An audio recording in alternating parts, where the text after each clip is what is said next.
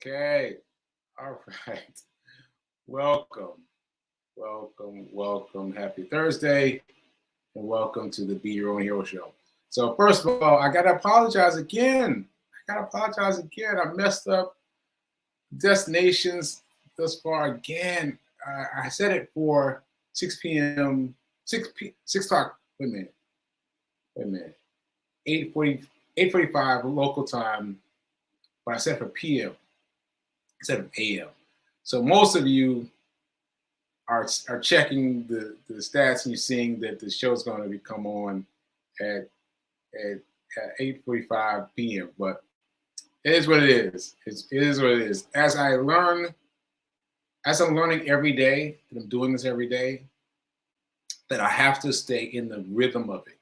I have to stay in the rhythm of it because when I came online, I did a couple of body maroon marathon images, marathon shows that coming back now is making it hard. Like just the difference in doing the marathon shows and then not doing them, just that small gap is making a huge difference. So I'm gonna have to stick with it. Let's stick with it and gradually get in the habit. So anyway, for those who have found me, for those who were with me, thank you for being here. Thank you for catching us live on the Be Your Own Hero Show. That's it. I'm your host. I'm CQ Wrights, and HERO is the acronym. It means helping everyone reaps optimism. All right, and excuse me. And so today we're going to talk about Anthony O'Neill, more Anthony O'Neill. But before we get to that, let's jump into the dice roll. And I got something to say about the dice roll. Yesterday, I admitted to you that I hadn't placed my money from the dice roll yesterday. And I was very glad that only $1 came up yesterday. Only $1 came up yesterday because that meant my total that I had to contribute to my investment account was only $4. Easy. So I went in there last night. I did. I went in there last night and I moved my $4. And I noticed something. I noticed that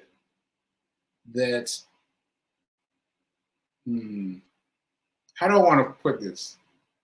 Well, I guess I just spell it out. So I went in my account and I saw that a bank account, a credit card, had a fluctuation next to it about when it's due. But that fluctuation was different than what I saw last time. Like it's telling me that this upcoming payment is due and it's coming due quickly. And so I changed it. I changed the arrangements around it. But before I get to that, let me explain that it's interesting to me that there's all these things happening in our bank accounts and we do not necessarily know about them, right? So if I hadn't gone in to move my $4, I wouldn't have known about the X amount that is being moved for the bank account because that's just looking at your account daily. And if you don't have the habit of looking into your account looking into your account daily, then you would have missed out on it, right? So the fact that I was able to make a move on something that was important to me is important. I mean, it's good for me. It's good for me. And the reason I was able to do that was because I had to transfer my $4 into my savings account for investment. So it's important that you remember these things because you never know. You never know when something might be affecting you in your bank account. Okay, so now I want to say a couple of things about this. The reason I have a credit card with some balance on it is because of this show. Because this show, well, prior to me doing the show and making the show about money, I would have believed that having a credit card paid off until you got zero balance would be the most ideal thing, right? But that's not true. What's true is that when you are not using the credit, when you're not using the credit in the credit card, it counts against you. Now, this is hard. This is hard. It's hard. It's because it means that your amount that you have available on your credit card, having an amount there and paying it slowly is much better than paying it off fully to zero balance. And see, that's tough. That's tough because for those of us who have learned that having a zero balance is enough, and having a zero balance is what we need, and that's what we're raised for. But you've got to understand that it's not the way it works. Like, don't take my word for it. Please Google it and look, because I was shocked. I was shocked. So the point is, you have to maintain some measure of balance. So I did that recently. This credit card had been paid off, and it was zero. And I was loving catching that zero. I was loving catching that zero. Look at that. I got free zero credit, right? But I knew that it was hurting me that I wasn't using it. And so I ultimately charged something on it recently, just so that I could have something on it so I can pay. Now, of course, I can't miss any monthly payments. I've got to pay consistently, right? I've got to pay willingly. I've got to program it so that it will pay constantly and continuously, so that it will show my balance being hit every month. Like the minimum is being paid every month, because that will show much better for me than having a zero balance. So I'm just telling you what I've learned and what you should learn too. All right. So check that out. So I know I was supposed to do dice. I'll save it for later. I've already gotten to dice. Let's do dice. Let's do dice for today. So dice for today. Here we go. One. Uno. One. Great move. So for those of us who are feeling a little pinched this week, it's all the better. You just want to move $1 out of your regular checking account and shuffle that over into your private savings account, your private investment account.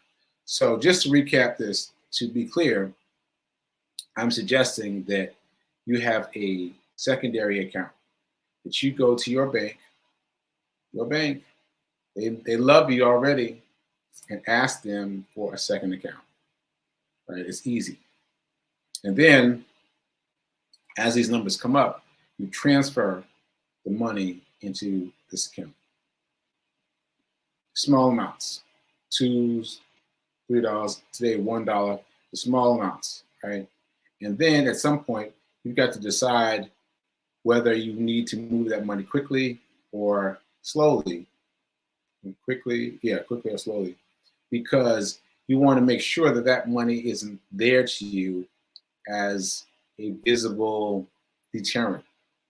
Like, you don't think, oh, I got this money right here in this investment account, I can use it. No. Once you move it, you've got to believe that it's gone. It's gone. You can't look at any of your investment money as, oh, well, I can set it straight whenever. I can use this investment money for this thing that came up, and then I'll repay myself later. It doesn't work like that. It does not work like that. It does not work like that. Okay? Because I'm telling you what I learned. When you do that with investment in the stock market, you have to reset yourself back to the original day in terms of time. in terms of time. So if you were investing in the stock market, say since January, and then in June you decided, oh, this is an emergency, I'm gonna take this money out, pay this off, and I'll put the money back eventually. Well, you've got to start over from whenever you replace the money. And you got to start over from zero.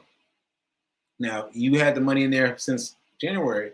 You already got some dividend payments. You already got some taking advantage of having a structure. But unless you leave that money in there, you're gonna lose it. You're gonna lose the variety, the benefit of having the money set aside that way. All right. So that's important. Okay. So, all right, that's enough of that. That's enough of that. So let me remind you of our triplicate number. My triplicate, my three-way affirmation that we say every day, because I've been saying this every day and trying to get you to remember it. Poor people only spend. Or let me rephrase it. People who only spend, if you only spend, you'll stay poor. If you only spend, you'll stay poor. I'll put it that way. If you only spend, you'll stay poor. Right? If you only save, you'll keep yourself in middle class. And if you want to become wealthy, you've got to invest. You've got to invest. Now, we've been talking about the stock market on the show. Again, the beautiful thing is what our dice roll challenge today was $1. You can get involved in the stock market. I know because I did it. I know because I did it. I got involved with the stock market for $1, and I haven't looked back. I've made a lot of mistakes, but knowing the mistakes and still continuing to play ball will teach you that much more. It will teach you that much more. Okay. So that said, I want to talk about the 63% that I've been talking about. So a reminder, 63% of Americans, 63% of Americans are living paycheck to paycheck. 63% of Americans are living paycheck to paycheck. So I just wanted to bring that to full circle in terms of just some information from Alex O'Neill. Alex O'Neill is a guy I showed yesterday. I showed a little snippet of his visit. If you want to see his visit, put a yes in the chat or let me know, because I gave you a little bit of that chat, but the chat is longer. It's about 6 minutes, so it's not that long. Anyway, so what I want to talk about is what you should do with your money, right? So even if you're not investing, you should be investing. You should be investing. But even if you're not investing, you want to make sure that you don't waste your money. So here's one that I got from Anthony O'Neill this morning, actually. And he was talking about cars. Now, for himself, he doesn't buy cars for himself more than 3 to 4 years with his cars. In other words, if he buys a car, it's got to be 3 to 4 years old, minimum. It's got to be a good deal, right? So this is important because people who are wealthy, he did a study. Was it he who did a study? Well, either he did a study or has access to a study that people who are millionaires don't stop to buy new cars. Like, they don't buy big, expensive cars that they can buy all willy-nilly. They buy things that have reduced in value a bit, like 3 to 4 years for an index for a car, right? because you got to remember that like a a a profile, a millionaire's life from the outside looks entirely different than it does from the inside. I hope I said that right. From the outside, it looks entirely different than it does from the inside, right? So you've got to make choices that help you see them, like see them for what they are and what they do. So their fresh new car might look like the brand freshest newest car, but it's really 3 to 4 years old. Right. So that's a matter of spending the $63% in a better way, because you don't want to waste your money on something as trivial as a as a, as a as long as much as a man, I had it too. So you don't want to spend your money, 60% on things you don't I don't know why I can't say it. Well, I do know why. The phobia is called asthma. There's a piece of this that is caused by the stroke, and so I sometimes struggle with grasping the right letters and the right formations in my head quickly as I'm speaking. So anyway, 68% of people who spend their money on things like, things that are keeping up with the Joneses. You don't want to do that. You want to keep your Joneses, keep your willingness to keep up with the Joneses at a minimum. Like so cancel that out completely if you can. Okay. So that's enough of that. That's enough of that, because that was wearing me out. The 16% thing. I don't know why. Anyway, so I think I'm going to jump into section 2, the hero news. So this is what I wanted to say earlier. What I wanted to say earlier was that I'm back at it. I'm back at it. Like I was here yesterday, and I was talking about how excuses make more for more excuses. Right? If you make room for one excuse, if you let one excuse through, he brings all his buddies with him. All his buddies come running through the escape hatch, right? And one of my friends called me or texted me and said that she was going to the track because of what I said. And let me be clear, she was going to the gym. But she said that she was falling into the same kind of thing, where she was letting the excuses fall into the trap,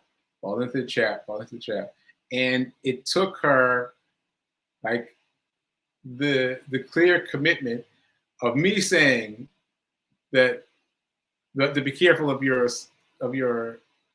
excuses, for her to do the same thing, for her to say, okay, look, I got to get past it, get past it. Oh, and that was Fee, and that was Fee. We'll just put that up there. Yes. So she went out and went to the gym, and then I heard that, and then I thought, well, shoot, I can do something right now. And so I went out yesterday and ran a mile in the middle of the day. After I've eaten, after all the things, I went out there and I ran a mile. And I felt so proud of myself. I felt tired. I felt very tired, but I felt good, and I felt tired, and I felt good about myself. So that was yesterday. So this morning, I got up and I exercised. I ran and I went to the gym. My second day in the gym. What? My second day in the gym, I was able to get in there and do some work. And that helped me feel better about my circumstances, about my current heavy lifting life. It made me feel more comfortable to try a little bit. All right. So So that's part of hero news. Okay, so let's see. Marathon story. Marathon story was, well, here's the big one. The big news is the donation is over. The donation is over. We gave $15,000 to Transformational Life Center. So 25. The goal was $25,000. Our goal was to beat the Guinness World Records. We didn't do that, but we did meet $15,000. Now you're wondering how it worked out. So on the day, there's supposed to be a limit of the time that you're on the track. So my time on the track should have ended at such a time, but I was too exhausted. I couldn't even think. I couldn't even think straight. And so I didn't think about the program being cut off until later. And then it still had momentum. And shout out to Saucony. Saucony, they gave me shoes. They gave me shoes. I'm looking at them, trying to decide if I should go get them or not. I guess I won't get them right now. But they have these shoes, these brand new shoes they made specifically for Black Men Run. What? Yes, they made these shoes specifically for Black Men Run. And they gave me a pair to compete in the marathon. And they also contributed $1,000 to the post event.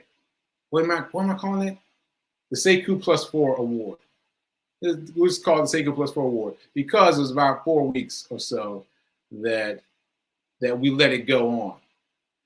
Anyway, so we're giving $15,000 to Transformational Life Center. It's run by Demetrius Short, who also runs the national chapter of Black Men Run. Right, so he's doing all these things that are so great together, and it's so great that all these things are coming together and working together. So that's the big news. That's the big news. So you'll see some pictures because Demetrius he came up with the idea with the really big checks that have you can write on them. And so we're going to have some pictures and all that stuff is coming up very soon, very soon, very soon. All right, so stay tuned for that. Okay, so anything else for Hero News? I think that's it. Just a reminder that I am not a financial advisor. I am not a personal trainer. Just take what I say with a grain of salt. Just take what I say as the learning knowledge. Learning knowledge? Yeah. Take the learning that I'm learning from me, and hopefully that I'm sharing with you. Okay. So I think I'm gonna get out of here. I feel good. I look good. I don't know why I can't talk today. I go so quickly. The pain. I forget what this is called, aphasia or something like that. But it's sometimes when I feel like I'm on top of the world and I feel like my enunciation will be perfect. It's not. It's like yesterday was great, and today not so great, and it's hard because you expect it to be better and better and better every day. You expect it to go straight up, but it's going like this. It's going like the stock balance chart. So it's hard, folks. But I'm gonna stick with it. And keep doing what I do.